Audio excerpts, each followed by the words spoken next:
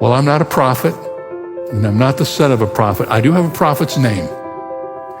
I cannot tell you what God is going to do with this time of sheltering, but I can tell you what God has done during and after times of sheltering in the past. And once you review the truth of history, as I describe it below, I think you'll know what he's going to do this time too. God sheltered Noah and his family for 1 year in the ark until Noah emerged to become the father of all the nations of the world. God sheltered Jacob in the home of his uncle Laban when he needed to escape the wrath of Esau, his brother. And 20 years later, Jacob emerged with a new family, new wealth, and a new identity. He became Israel, the new name for God's chosen people.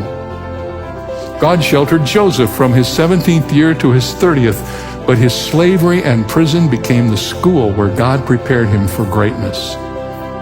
God sheltered Moses in a remote desert for 40 years, but Moses came forth to liberate the Jewish people from Egypt.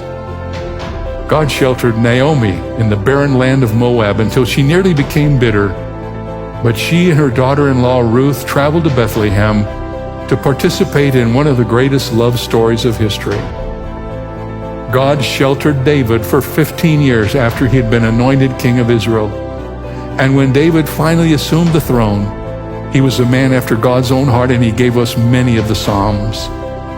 God sheltered Elijah by the brook Cherith, and after the sheltering, he stood alone against the prophets of Baal on Mount Carmel.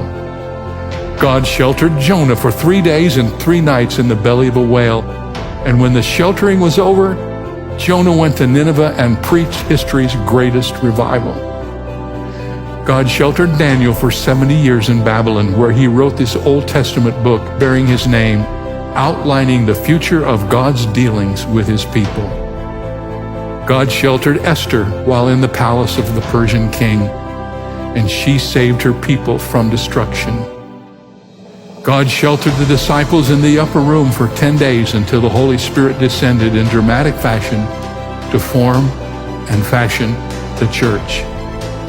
God sheltered Paul in the Arabian desert for 3 years, and when he came back, he turned the world upside down. God later sheltered Paul in a Roman prison, and by the time the apostle was free, he had written the prison epistles, Ephesians, Philippians, Colossians, and Philemon. God sheltered the apostle John on the Isle of Patmos, and the book of Revelation, the greatest prophetic document of all time, was given to us. Lastly, and most incredibly, God sheltered Jesus in a tomb for 3 days, and on the 3rd day, Jesus came forth in power to bring salvation to the whole world. So no, I don't know all the details about what God is going to do. But what I do know is what he has done. And that is what we can count on.